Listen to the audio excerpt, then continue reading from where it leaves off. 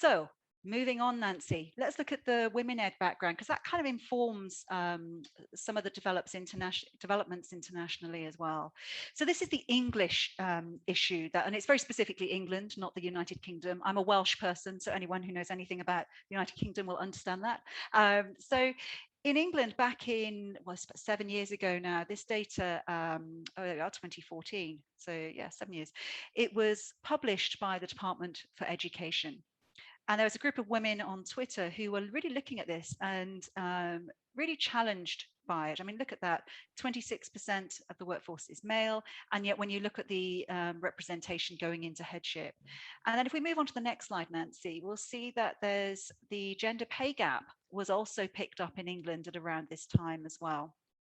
And you can see that the gap, there was a cumulative gap in terms of pay between teachers to head teachers. And what happened, it was happening in England, is that every incremental point, women were, when they were moving job or coming back from some kind of change like maternity leave, they would then end up getting less of a pay rise than their male colleagues. And cumulatively over their careers, by the time they get to headship, that gap is quite significant. Now, what's another interesting thing about England, of course, is that England has had set pay spines for decades. And I often hear when I'm in these kind of sessions, in fact, I was in one a couple of months ago, when a school was saying that there is absolute gender equity in their school because they have a pay spine, and that you enter the pay spine at certain points if you've got an initial degree, then obviously a master's degree. And I'm sure many of our schools follow that format. My own school follows that format, in fact. But the challenge is it's not the pay spine, it's where you're put on the pay spine. That's the issue. And what we're finding in England is that women were not being treated equitably in where they are placed. So what seems like a fair system, over the period of a professional lifetime, the gap is quite significant. So what does this look like internationally? In England, the women ed movement, it kind of started from there. These people chat on Twitter, and they formed groups, and it's a complete global network now that many of the people who are here today are already part of, I know. And what we now know, this was the most recent data from CIS. I should preface this, I wrote it on it, that this isn't for distribution. If you want to use this data, you need to contact CIS directly, and they're very generous. They will share it with you. The gender gap is currently, well, if you look at this, so 69% of school heads are male. Well, the figure in England was 64%. So we're doing worse compared to the English example in the international sector. And then we have this gap here of 11.7% less if you are a head teacher, and the CIS data is like for like. It was actually worse the year before, and I was kind of hopeful when I spoke to Jane Larson at CIS. I said, this is great, we can see a change. And she made the very good point, which I suppose all mathematically minded people would, is that this is not a longitudinal study. So it's not like for like data. So we don't know that the people who filled it in 2019 are the same people who filled it in 2018. So we can't identify or reliably identify trends here. But this is the real kicker, is that if you are I don't put the data here, I'm not sure if I did, let me just check. Here we go, yes, 78% of heads are white, and the average, because you're back just a moment for me, Nancy, and the other way. Oh, Nancy, I don't know whether I need to take that badge off you now. I don't know. Anyway. Oh no, I'll be better, I promise. I need to swipe, but I don't know which way I'm swiping. Anyway. I know, same with me. I was getting confused, and I look like I'm swiping flies. So yeah, it's like teaching phonics, isn't it? I was watching a class the other day. It was really funny because the teacher accidentally did it face to face, and all the children did the in reverse. But anyway, that's good fun. Okay, that's another story. That's another story. It's just like that, left or right. So 78% of heads are white. And we need to really think about this in the international sector, because who are we serving? When we talk about our mission, vision, and guiding statements and values, which we talk a lot about in my school, and I'm sure many of you do too, are we really, in our faculty, in our leadership, in our boards, do we reflect what we say we are? Do we serve the communities that we say we serve? Do we believe in representation being important? You know, the idea that you can't be what you can't see. And so this is a really challenging question for us, I think, in the international sector. And I'm aware as a white woman of my own privilege in this. But what do we know? Not only are we, I mean, I'm less likely than a male white person, but more likely than other groups in the community, is that you can do exactly the same thing, you're just cheaper. And since when do we think that is okay? Because if we were to ask people, they would always say, oh, no, no, that's not right. And yet we keep perpetuating the same situation. So this is the data from CIS. If we can move on, please, Nancy. And I just put this up because I wanted to look at the case across the world, not just in education. And we know globally, despite in many westernized countries, particularly where there's been a huge driver for gender equity, in fact, many countries, it's been illegal to discriminate on the grounds of gender for decades. And yet here we are. We still have a massive issue in terms of gender parity. And what was interesting for me is even organizations that are internationally minded and work in our field. To give you an example, IB, I'm on a bit of a rant at the moment. I love IB deeply and I'm an IB school. I'm very proud of the fact we're an IB school. But I was so disappointed when I went on a workshop last week, in fact. And in that workshop, it was one of the heads of school workshops, which many of you will know about, that you have to do. The only 5 references to education research in which their leadership theories were based on there were 5 and they were all white men, 60% of whom were from the UK, 40% of whom were from the USA. Now, that could have been an anomaly, you think, but given this kind of thing starts to rile me a little bit, and it's a bit of an IB rant, but that's okay, I'm allowed to, because I rant about lots of things.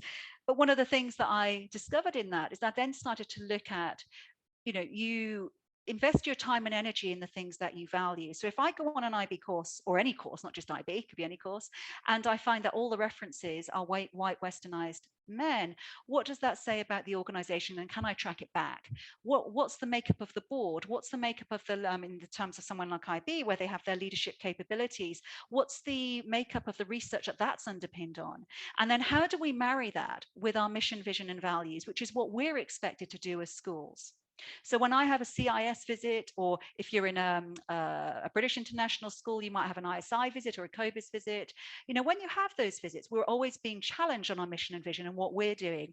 And I think as we move forward as international educators, we need to be challenging the organizations that we're working with. And what I see in some of these is that there's a lot of talk about equity, but when you really scratch the surface, it's not there. And nothing will change unless we really start to challenge this in a constructive way of how we move forward. So if we move forward, Nancy, as a nice smooth move. So now we know that there is an issue in terms of international education of female representation in leadership specifically. We know globally that's about 78% of the global profession is female. What are we doing to start to affect a change, and what can you do in the settings that you're in? And I can see from many of your backgrounds, you're all around the world, which is brilliant, in lots of different types of schools and organizations, not just schools. And so I'm going to go through a little bit about what ECIS is doing through the WiE group. I'm not sure about the WiE group, but I'll start with Women Ed, because Women Ed is one of the umbrella organizations. Within Women Ed, we're really starting to look at what are some of the barriers to leadership for women, or can be some of the barriers. And we're starting to put in approaches to try and resolve those. So we have 4 major campaigns. So we look at gender representation, we look at diversity in leadership, we look at the gender pay gap, and specifically focusing on flexible working as well. These are the 4 major campaigns that the Women Ed focuses on, and it's designed to work at a local level, country level, and international level. In the international community, it's incredibly strong because it tends to travel with people, and it's simply just a network where people share ideas and learn from each other. We published the book 10% Braver, which tonight, I think I've put it, did I put it? It's there, strategically placed behind me, there. There. And in that book, there were examples of what is happening around the world to try and address some of these issues. And I'd encourage you to look at that if this is an area of interest for you. But also you can access all of the blogs. So you can just sign up for the blogs, you can go to the website, and there's a lot of resources there to support you as well. So these are and WomenEd is now increasingly working with governments and major organizations like ECIS, and Cam has been working with ECIS, WomenEd for over a year now, to try and raise awareness about some of the barriers and to raise challenge as well where we see inequity, and to really try and think about what can we do in the international sector that is going to make a difference. So for example, flexible working practices, what that looks like in a domestic system might be different for international schools. When we're recruiting on expatriate contracts, for example, in Switzerland, if you're recruiting from the UK or well, basically anywhere outside of Europe as a third country, and of course the UK is now a third country. Those Brits on the call today would be delighted to know. That's how it's classed. So as a third country, you can only come in if you meet certain criteria. One of them has to have a full-time contract. So the idea of flexible working, it can mean something different than purely your full-time equivalents, as an example. So one of the things that I look at is, how do I run my inset days? So when do I have staff in for which meetings and when? When do I expect staff to be on site? Is being on site in school important to me? If it's a family, I mean, we just had this debate this week in our school, is we have a preschool care system. If we've got staff, should they be able to drop their own children off in the morning, and it's part of what we offer. So flexible working is about how can you be family friendly, which not only benefits women, of course, it benefits men as well. It benefits families. Moving on, Nancy. And then we come to our group, the Women in Education group, which is focused on leadership, but it's also focused around all issues and ways of working that are specific to women in the international sector. And our kind of aim is to be a signposting service for the community. So if you go to our webpage on the ECIS website, you'll find there some really great references to interesting pieces of work, interesting organizations, resources that you can then use within your school or organization to look at gender parity. One of the things, and Nancy mentioned it right at the beginning, is from our communication with you and feeding, asking the community what they wanted, it came up over and over again about the importance of network and connecting, getting to know each other, and really building a community. And that's particularly important for advocacy. And when I think about my own leadership journey, and when I really, really think about it, most of the times when I've made a move, it's because somebody else has seen something in me, where somebody has said, oh, Liz, I saw that. Oh, you'd be really good at that. Or have you thought about? But also the other way, where people have said to me, actually, Liz, you did this and you could have done that.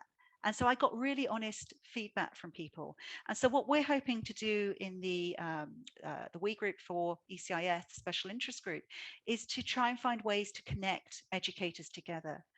We need globally, the demand for international school teachers far exceeds the supply and what we're looking for in the next 10 years. And so we want to make sure that we get people into our schools, because we need great teachers, of course, and wider education staff, and that we keep them and that we grow them and that we develop them. We do not want the attrition that we see in domestic systems. And bearing in mind again that 78% of our profession is female, we've got a duty of care to really understand what are the push and pull factors for women in education. Nancy. So I've given you a bit of kind of the background information and some of the things that are worth looking at. But so I found some of the most powerful examples of what can be done is when we share with each other. So I would suggest, if you've got your phone to hand, that you take a picture of this. Because I know, having been in so many sessions the last few weeks, you go into the breakout room and everyone says, what have we got to do? So take a picture of what I'm going to ask you to do. We're going to put you into groups. Say hello to each other, because that's polite. That would be nice. Say a little bit about yourselves, where you're from, why you're here, what you're hoping to learn more about. And I'd like you to have just an open conversation where you consider your own personal experiences and professional experiences, and consider what is the difference that has made the difference to you and to your staff and your community.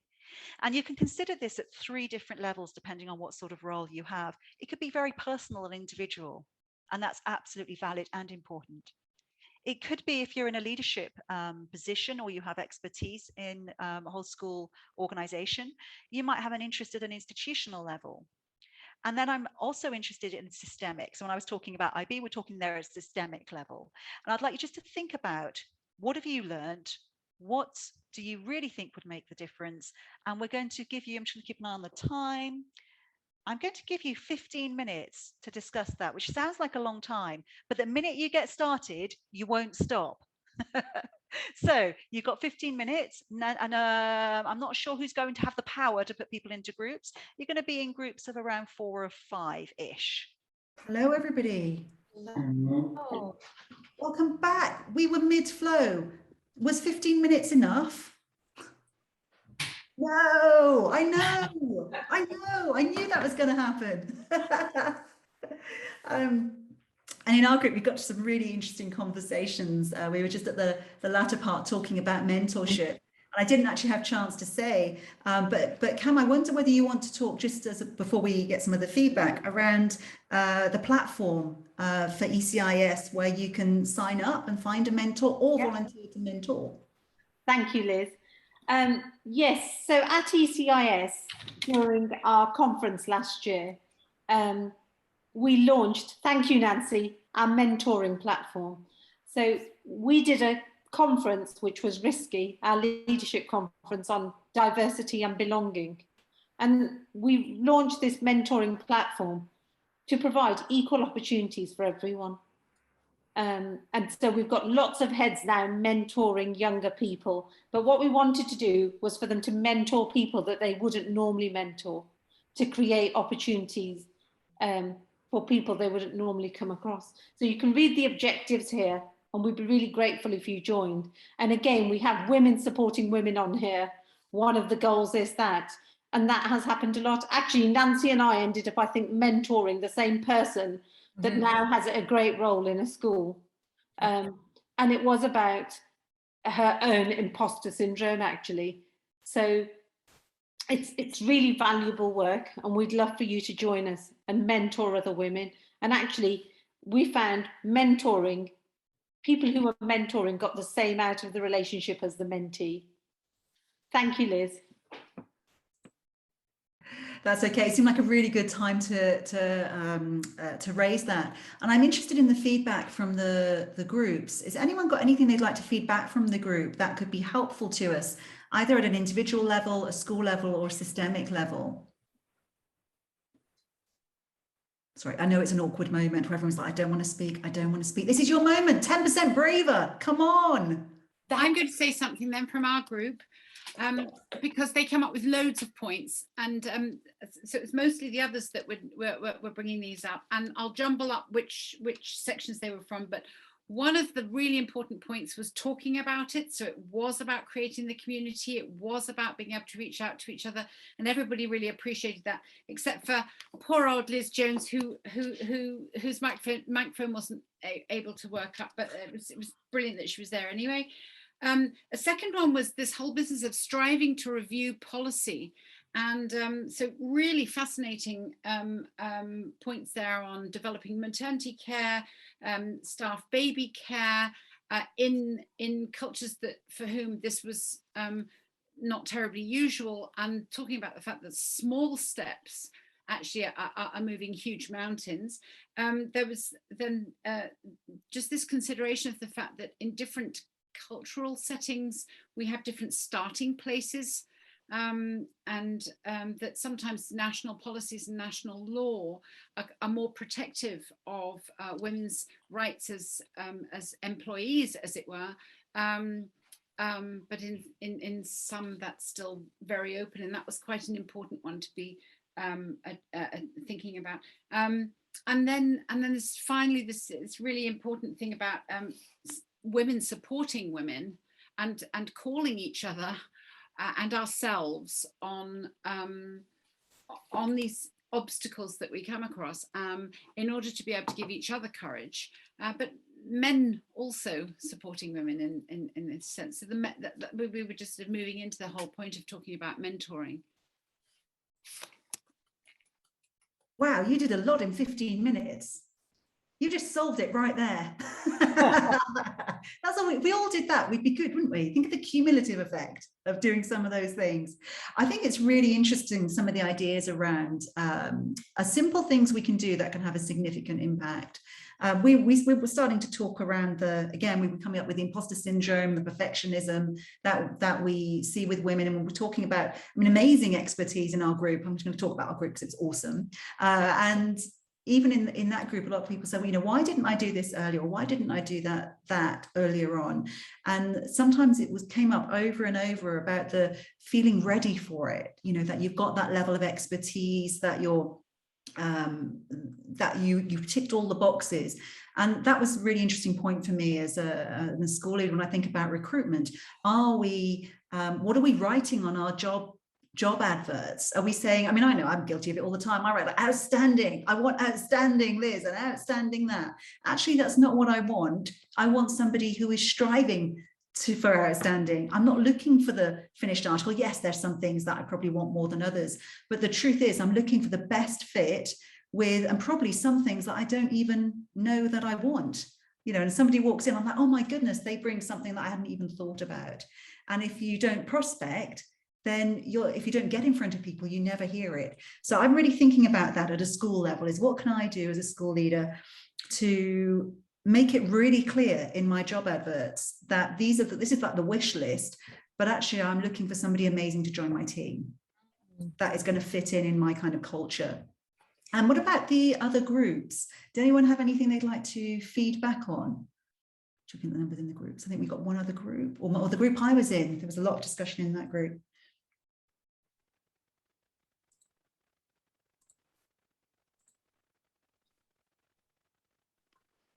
That's a long story. It's almost like we need to start doing virtual calisthenics. Yes, there is things you can do.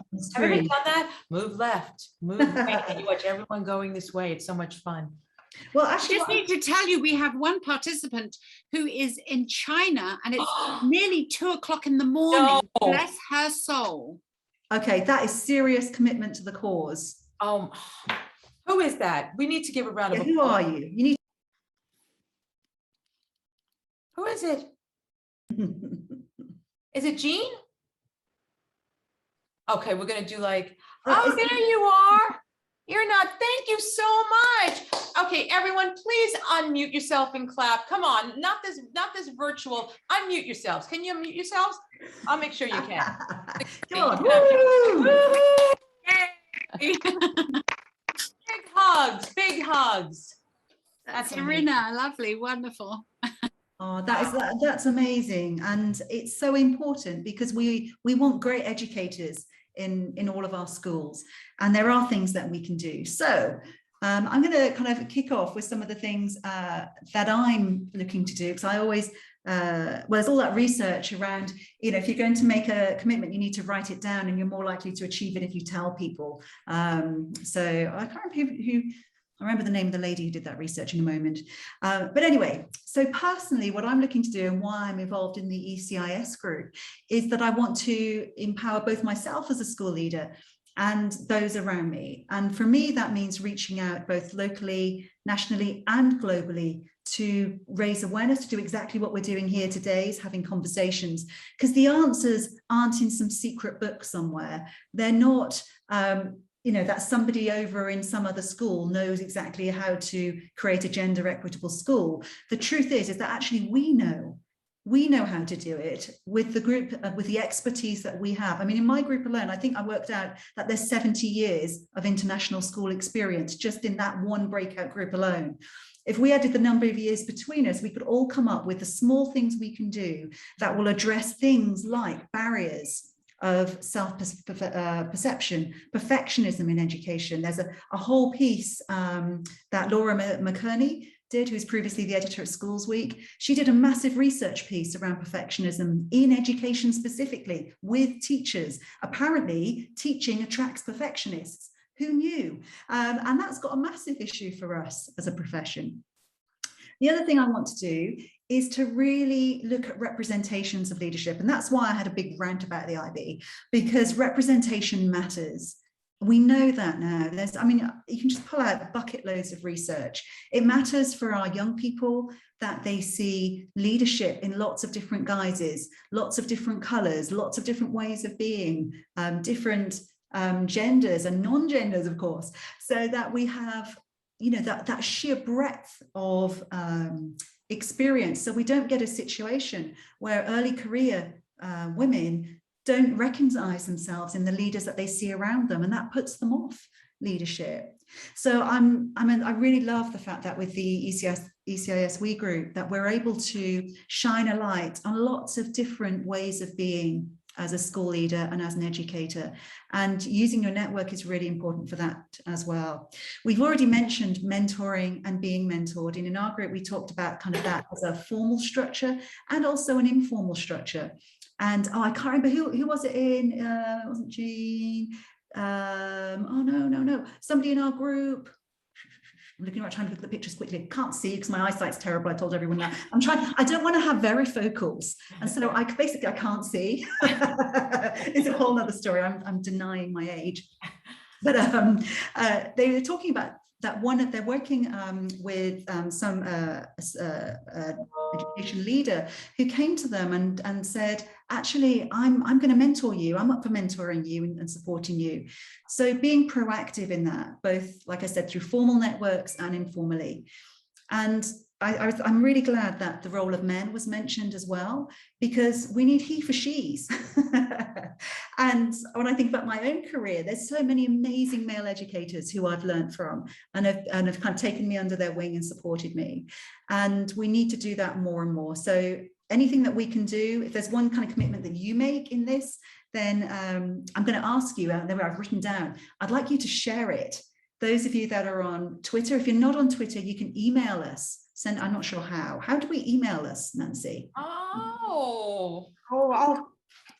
We'll figure out a way. Anyway, yeah, there's got to be a way. If you're not on Twitter, there is on the website. It says you can communicate. Are details on there? I'll show it. It's the next slide. Oh, see, it's just so smooth. We're just a smooth operation. Transition is seamless. I genuinely want to know what your thinking is, because, you know, we're in this group, we connect with lots of other people and we want to share. If you've done something, so one of the things I've done is I've taken off previous salary from my job applications, because quite frankly, I don't give a damn what you got paid before. It has no bearing whatsoever on what you're going to do if you work with me. I know what the job is worth for me. I write that's shared with candidates. They know. And I don't want to be in this situation where I put a teacher, which I know because we've got this whole cumulative issue. If I base the teacher's salary on what they were paid before, then I'm only going to continue the gender pay gap, which is worse in international education than it is in most of the westernized domestic systems. So I just have a fixed, you know, if you've got this many years experience, you're coming in at this point on the pay scale. And I'm not negotiating it. It is what it is. So that's one of the things that I'm doing kind of proactively, and I'm evaluating over the next year or so to see if it makes a difference. The other thing that I do, and sometimes, you know, it can be a little bit challenging, is holding myself and others to account. So if I do something that is not, you know, I've been thinking about the questions, the way that we form our panels when we interview, what we do for childcare in the morning, is to be open to that challenge within my own organisation and also to hold others to account. And again, that's not about bashing people. I'm not into that kind of shaming stuff, but I am into raising inequity when I see it, and then also working with organisations to move that forward. And if we are all brave in doing that, we move things on. Now, I'm in a position of authority because of the sort of role that I have. So there's maybe a power difference here, and I acknowledge that. But if you spot something that you think is fundamentally inequitable and you're not comfortable in challenging it, please come and talk to us. And, you know, we might be able to help you find ways to be able to challenge in constructive ways within the organizations that you work with and represent. And then that other aspect of looking forward and paying forward. The reason the ECIS group of these women who volunteer their time freely is because they want to advocate for others. And you can do the same too, at a very local level, right through to engaging with the conversation with us, joining us on Twitter if you're on Twitter, sharing your ideas and learning from each other as we really try to effect a change and keep as many women in the profession where they can be successful and make a difference to the young people that we serve. Nancy. Thank you, Liz. That was gorgeous. You're so articulate. It's really beautiful. It really is. So how do we continue this conversation? So first of all, Twitter. We are really, really fond of this social media platform in terms of sharing our commitment and sharing our passion. Here is the SIG team and our Twitter handle. So please, please, please follow us because we have many more events coming up. The next is to be aware of our website, which we're super proud of because there's an amazing person named James who works for ECIS, and he created this website, I think, in seconds. I always tell him he works magic because first of all, he's super kind and he just put this together beautifully. So first you have the SIG groups that are all listed here. And please make this also, make your other colleagues aware of the number of SIG groups that are available in terms of building community. And we're here, which is Women in Education. In terms of contacting us, it says contact, so just click here. And then if you want to visit our website, this is what Liz was talking about in terms of articles, in terms of videos. So we have our values. You can meet the committee. This is the mentoring that Cam was talking about, what's available. This is some data that Liz has already shared. Again, videos. We also have some amazing articles from Deborah Lane, from other contributors. And lastly, you can see what other events are coming up for this SIG group. So there's one that's really an ECIS event, which is inclusive recruitment. And then we have another event coming up, which is with Kim Cafino. This is happening during the school day. So if you have anybody who's involved with STEM that you want to have and meet Kim, this is a perfect opportunity to get a group together during lunch and to meet Kim. Also, we're really excited to have 4 people, 3 people, actually, I just let people in, which is Kieran Dowling, Pauline O'Brien, and Vicky Sturbert. They're going to give advice about if they could give advice to their younger self. And what that really is looking at is their suggestions in terms of professional advancement, their advice in terms of communication. It's just going to be a fun looking. They're even sharing pictures of when they were younger. That's even the best part. So get a glass of wine for that one. It's going to be a lot of fun. And the last thing before we leave is please, please, please, that's our Twitter group, and join us. And now it's time just to say good night. Oh, I sound like Carol Burnett. Anybody know Carol Burnett? Please, somebody know Carol Burnett. Thank God. It's so nice we had this time together. I won't sing anymore because I can't sing. Everybody, it's a privilege that you are with us at this time of night. And to our committee, just what a great way to start our first event. So thank you. A round of applause for Liz as well. Mwah! You're wonderful. Absolutely. Your insight is amazing. And everybody sleep well or go into those yoga pants right now. Good night, everyone. Thank you so much. And a big appreciation for you taking the time to be here. Bye-bye now. Thank you. Bye. Bye. Thank you.